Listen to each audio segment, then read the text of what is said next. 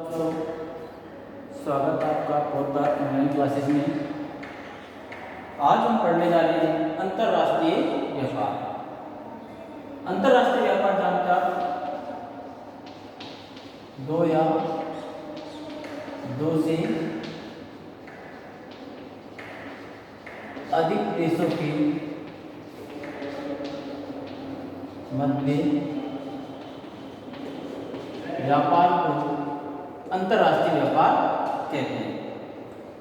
अंतर्राष्ट्रीय व्यापार प्राचीन काल में जो व्यापार था वो प्रमुख से सूती वस्त्र का था, जिसको हम रेशम मार्ग के नाम से जानते हैं। रेशम मार्ग का तो 6000 किलोमीटर लंबा जो ये रेशम मार्ग था, विश्व के विभिन्न देशों में कपड़े का आयात निर्यात होता था। इससे पहले की बात करें, उस समय लोग इतने गतिशील नहीं थे, तो अंतर्राष्ट्रीय व्यापार का अभाव था। प्राचीन काल में संचार के साधनों का अभाव एवं परिवहन के साधनों का अभाव कारण अंतर्राष्ट्रीय व्यापार का अस्तित्व नहीं था। पर जैसे जैसे संचार एवं परिवहन के साधनों का विकास होता गया, अंतर्राष्ट्रीय व्यापार बढ़ता गया। दो या दो से अधिक देशों के मध्य व्यापार को ही अंतर्राष्ट्रीय व्यापार कहते हैं। अंतर्राष्ट्रीय व्यापार के दो पक्ष हैं। कितने पक्ष हैं? दो। एक तो है द्विपार्श्विक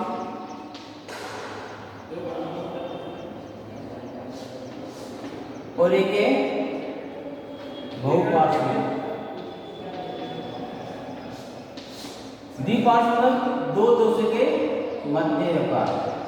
जब व्यापार दो देशों के मध्य होता है तो द्विपार्श्विक कहते हैं, और जब व्यापार दो से अधिक देशों के मध्य होता है, दो से अधिक देशों के मध्य होता है, तो उसे बहुपार्श्विक व्यापार कहते हैं। अर्थात दो या दो से अधिक देशों के मध्य व्यापार अंतर्राष्ट्रीय व्यापार। अंतर्राष्ट्रीय व्यापार के दो पक्ष हैं, द्विपार्श्विक और बहुपार्श्विक। ठीक है, जैसे भारत और रूस के मध्य जो व्यापार है, कितने देशों के मध्य? दो देशों के मध्य, भारत और रूस। तो इसको क्या बोलेंगे हम? द्विपार्श्विक। अब जब व्यापार भारत, रूस, जापान, फ्रांस आदि बहुत सारे देशों के मध्य हैं, तो उसे बोलेंगे बहुपार्श्विक अंतर्राष्ट्रीय व्यापार। तो अंतर्राष्ट्रीय व्यापार ये दो या दो से अधिक देशों के मध्य व्यापार को अंतर्राष्ट्रीय व्यापार कहते हैं। इसके दो पक्ष हैं, एक तो द्विपार्श्विक और बहुपार्श्विक। अब अंतर्राष्ट्रीय व्यापार के आधार, कोई भी चीज हो उसका कुछ ना कुछ तो आधार होता ही है। व्यापार है तो इन किन किन बातों पर टिका है कि और क्या क्या कारण है अंतर्राष्ट्रीय व्यापार के? अंतर्राष्ट्रीय व्यापार के आधार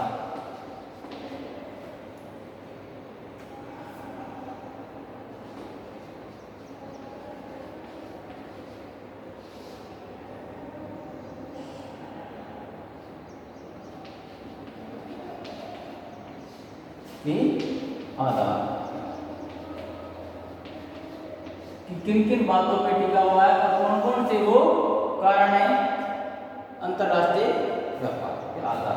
पहला है राष्ट्रीय संसाधनों में भिन्नता।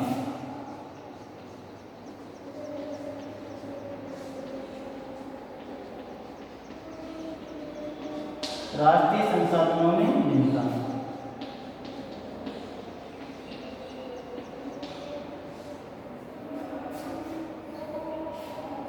भौतिक संरचना जैसे भूविज्ञान, उच्चावच, मृदा, जलवायु आदि में भिन्नता के कारण राष्ट्रीय संसाधन असमान रूप से वितरित है। अब देखो राष्ट्रीय संसाधनों में भिन्नता, अब देखो भिन्नता, मृदा में भिन्नता, उच्चावच, जलवायु,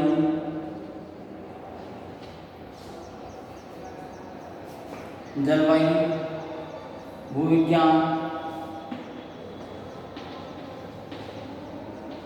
प्रति देश में इन सब चीजों में भिन्नता पाई जाती है, और इन्हीं भिन्नताओं के कारण जो राष्ट्रीय संसाधन है वे असमान रूप से वितरित है। इन्हीं की भिन्नता के कारण जो राष्ट्रीय संसाधन भिन्नता, प्रत्येक राष्ट्र में एक जैसी मृदा नहीं मिलेगी। जैसी मृदा भारत में है वो जापान में नहीं पाई जाएगी, जापान में पाएगी, रूस में लगेगी, चीन में लगेगी,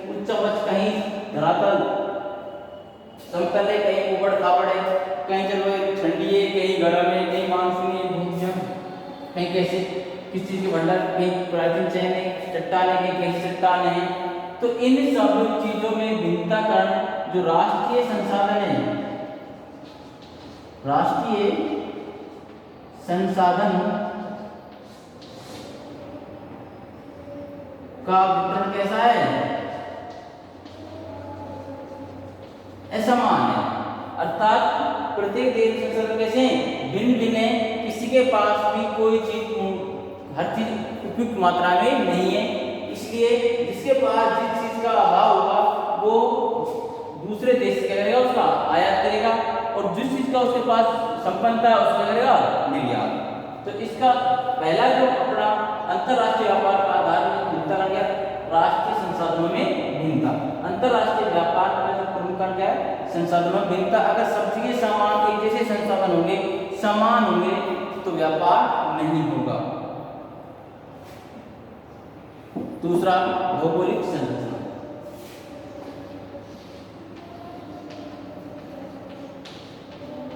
भौगोलिक संरचना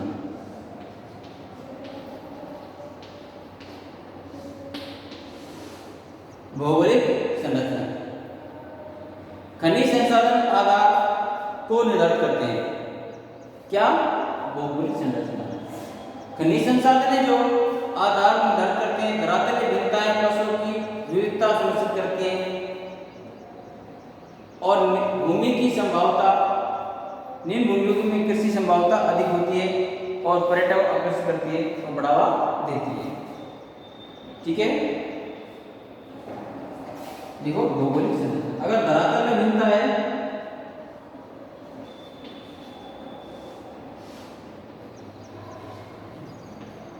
धरातलीय भिन्नता फसलों है, फसलों को फसल है,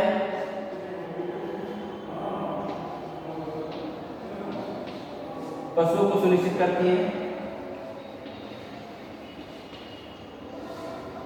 क्या? धरातलीय भिन्नता। निम्न भूमि, जहां निम्न भूमि पाई जाएगी वहां कृषि कार्य क्या होगा, अधिक होगा। वहां कृषि कार्य कैसे होगा, अधिक होगा। और जहां पर्वत होंगे, जहां पर्वत होंगे वो पर्यटकों को अधिक आकर्षित करेंगे।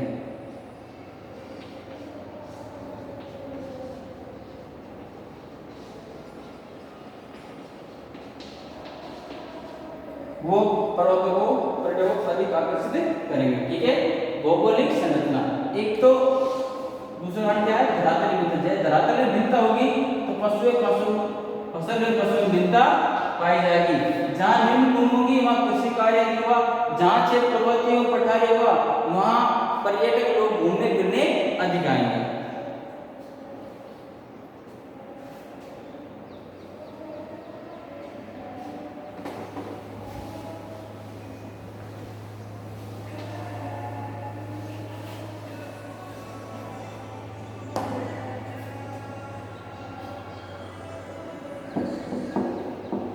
अगला है खनिज संसाधन भिन्नता।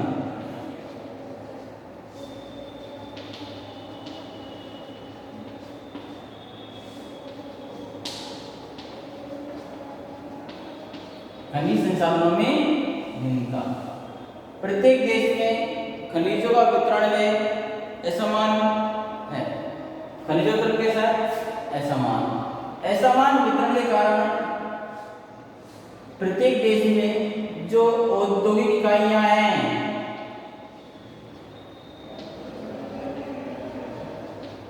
वो भी कैसे होगी, असमान।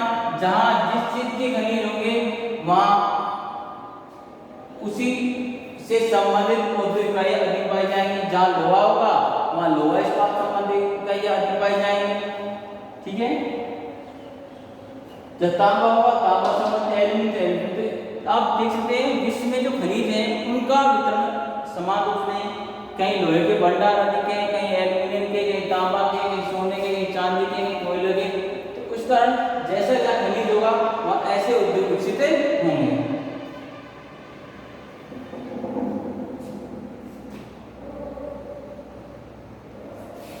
दूसरा जो अपना कारक है वो है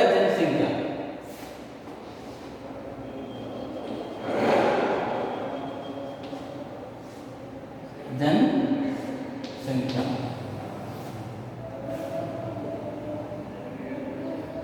विभिन्न देशों में के जो जनसंख्या है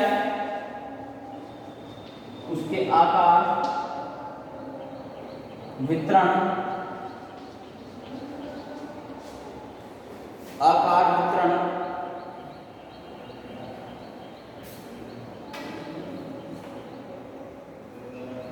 में भिन्नता पाई जाती है। और ये जनसंख्या का जो आकार, जो वितरण है, अंतरराष्ट्रीय व्यापार को प्रभावित करता है।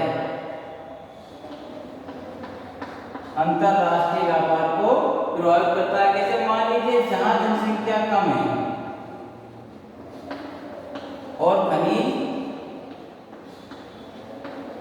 अधिक। अब जनसंख्या कम है, खनिज अधिक है, तो ये क्या करेगा? खनिजों का निर्यात। अगर जनसंख्या अधिक है, खनिज कम है, तो वो देश निर्यात नहीं कर सकता, क्योंकि जितना भी वो उत्पादन कर देगा उसका एक बड़ा भाग उसकी स्वयं की आवश्यकताओं की पूर्ति में ही समाप्त हो जाएगा। तो जनसंख्या का आकार एवं वितरण भी अंतरराष्ट्रीय व्यापार को प्रभावित करता है। इसमें जो पहला कारक है वो है सांस्कृतिक। जनसंख्या में पहला क्या है? सांस्कृतिक। जनसंख्या में आप पहला देखो ना, सांस्कृतिक कारक।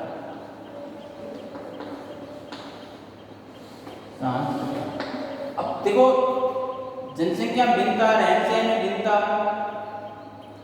के कारण विश्व में हस्तशिल्प, कला, संस्कृति विकसित है। चीन द्वारा उत्तम कोटि की चीनी मिट्टी के बर्तन, जरदार, ईरान की कालीन, अफ्रीका के चमड़े का, इंडोनेशिया की चीड़ प्रसिद्ध है। जैसे चीन के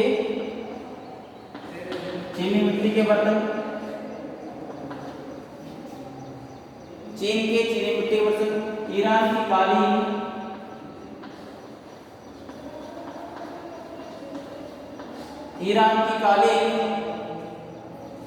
अफ्रीका के चमड़े का,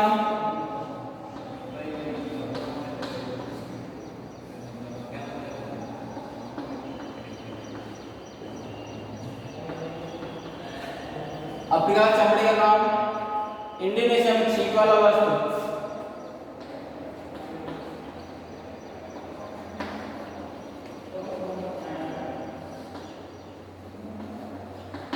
छींट वाला वस्त्र। अब देखो, अब अगर चीनी मिट्टी चाहिए तो विश्व में सबसे चीनी मिट्टी के बर्तन मिलते हैं चीन में, तो हम कहां से आयात करेंगे? चीन से। अगर हमें अच्छी कालीन है तो इसके लिए कहा जाएंगे हम ईरान। सबसे अच्छा चमड़े कहाँ होता है? अफ्रीका में। और छींट वाले वस्त्र कहाँ? इंडोनेशिया में। तो देखो प्रत्येक देश की जो हस्तकला है, कलाकृति है, रहन सहन, वो सब क्या है? अलग अलग है। कोई किसमें निपुण है, कोई किसमें निपुण है, कोई किसमें निपुण है। अब किसी को अच्छी चीनी मिट्टी चाहिए तो अफ्रीका को, जैसे मान लीजिए चीनी मिट्टी के बर्तन वो चीन से आयात करेगा, कालीन के लिए ईरान से। तो ये सब भिन्नताएं पाई जाती हैं और इन भिन्नताओं के आधार पर क्या है? अंतरराष्ट्रीय व्यापार टिका हुआ है। तो अगली बात है जनसंख्या का आकार।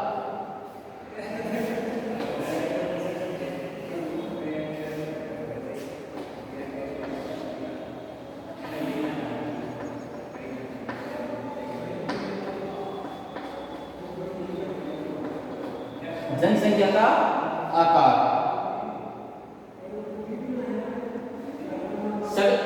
जिन देशों में जनसंख्या सघन पाई जाती है, जनसंख्या देखिए सघन, वहां पर आंतरिक व्यापार भी कैसा होगा? अधिक पाया जाता है। जहां जनसंख्या अधिक होगी वहां पर आंतरिक व्यापार कैसा होगा? अधिक होगा। और वहां बाह्य व्यापार कम। यहाँ पर जो बाह्य व्यापार क्या होगा? कम। अब देखो अगर जनसंख्या का आकार बड़ा है तो उसका आंतरिक व्यापार क्या होगा? अधिक, और बाह्य व्यापार क्या होगा? कम।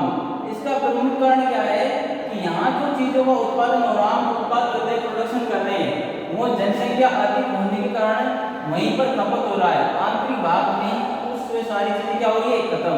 तो हमारे पास देखने के लिए बहुत ही कम मात्रा में चीजें बचती हैं। इसलिए बाह्य व्यापार क्या होगा, कम, और आंतरिक व्यापार क्या होगा, अधिक। अगर जनसंख्या का आकार बड़ा है, अगर जनसंख्या का आकार छोटा है और क्षेत्रफल बड़ा है तो इसके विपरीत हो जाएगा, बाह्य व्यापार तो क्या होगा, अधिक, आंतरिक व्यापार क्या होगा, कम। ठीक है, अगर जनसंख्या का आकार बड़ा है तो आंतरिक व्यापार अधिक और बाह्य व्यापार कम, अर्थात अंतरराष्ट्रीय व्यापार कम। अगर जनसंख्या का आकार छोटा है, क्षेत्र बड़ा है तो आंतरिक व्यापार कैसा होगा, कम, और बाह्य व्यापार क्या होगा, अधिक।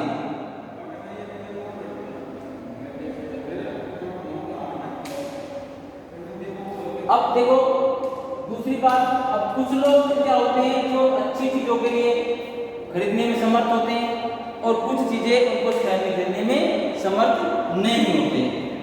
कुछ लोग उनको खरीद पाने में समर्थ होते हैं, कुछ खरीद पाने में नहीं होते। अब तीसरी बात है आर्थिक विकास की अवस्था।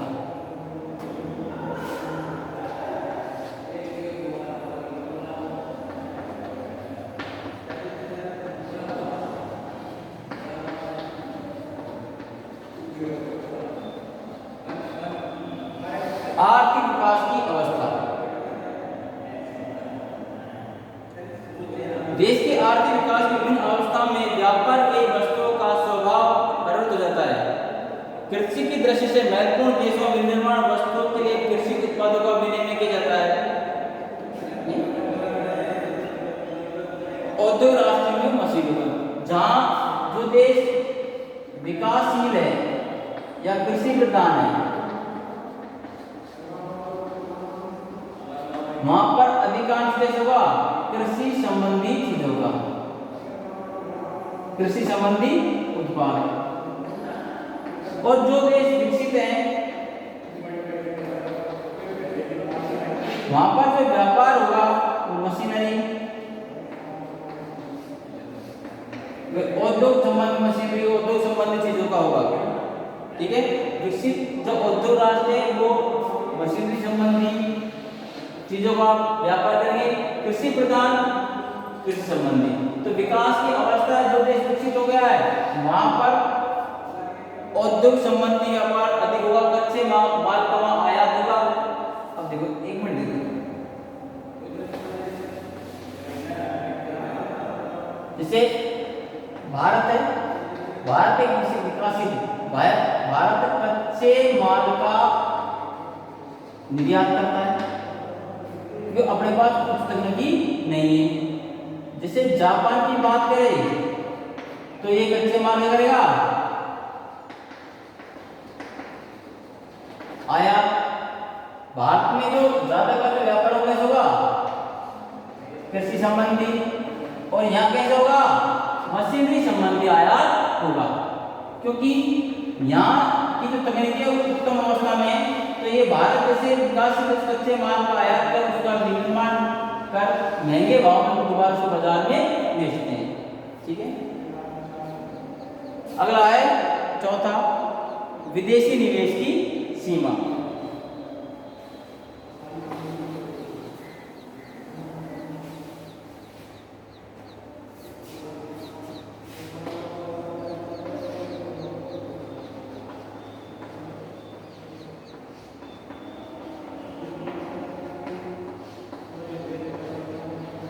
विदेशी निवेश की सीमा कि हम कितने हद तक, कितनी मात्रा में, कितने मूल्य तक व्यापार कर सकते हैं। विदेशी निवेश विकासशील देशों में व्यापार को बढ़ावा दे सकता है जिनके पास खनन, तेल, खान, भारी अवैध काष्ठ, कबाड़, बागवानी, कृषि विकास में आवश्यक पूंजी का अभाव है। विकासशील देशों में ऐसी पूंजी प्रदान उद्योग के विकास में आवश्यक पूंजी का अभाव है। विकासशील देशों में ऐसे पूंजी प्रदान उद्योग विकास द्वारा उद्योग राष्ट्र खाद्य पदार्थ, खनिजों आयात सुनिश्चित करते हैं तथा अपने नित्य उत्पादों के लिए बाजार निर्मित करते हैं। संपूर्ण चक्र देश के बीच व्यापारों के परिणाम को आगे बढ़ाता है। विदेशी निवेश की पूंजा जो विकासशील देश हैं, विकासशील देश हैं जिनके पास पूंजी का अभाव है और कच्चे माल की उपलब्धता है, वो विकसित देशों के साथ इन चीजों को निर्यात कर सामंजस्य बिठाकर अपने व्यापार को बढ़ा सकते हैं। और लास्ट में जो सबसे महत्वपूर्ण कारण है वो है परिवहन, कि बिना परिवहन के चाहे वितरण एवं कैसा भी हो ये संभव नहीं है। परिवहन सबसे महत्वपूर्ण कारक, प्रभावशाली कारक है अंतर्राष्ट्रीय व्यापार के लिए, क्योंकि किसी के पास कितने भी मात्रा में संसाधन हो, उत्पादन हो, अगर परिवहन नहीं है उसको एक स्थान से दूसरे स्थान तक पहुंचाने के हमारे पास मजबूत परिवहन व्यवस्था नहीं है तो सब बेकार है। ठीक है, एक मिनट इसको दोबारा देखते हैं।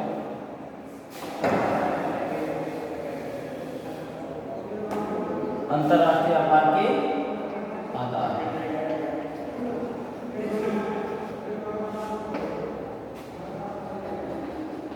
अंतर्राष्ट्रीय व्यापार के आधार, इसके दो प्रमुख आधार हैं अंतर्राष्ट्रीय व्यापार के। पहला है राष्ट्रीय संसाधनों में विभिन्नता,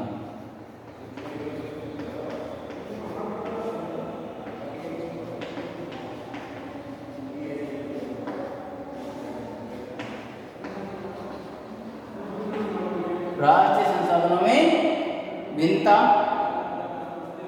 दूसरा है जनसंख्या,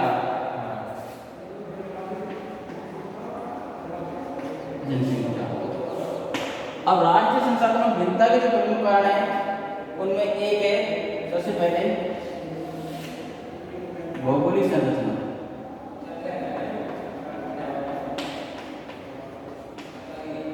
भौगोलिक संरचना। दूसरे नंबर बात करें खनिज संसाधनों की समानता,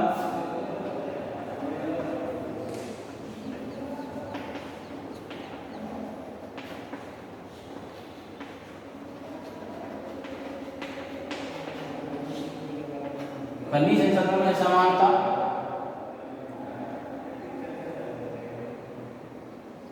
अगला है जलवायु,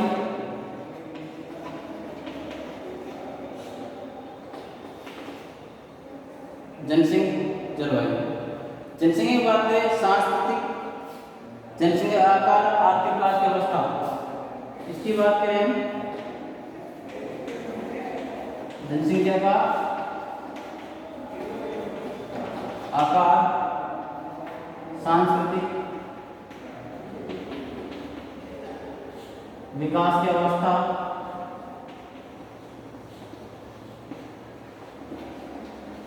विकास की अवस्था, विदेशी निवेश की सीमा,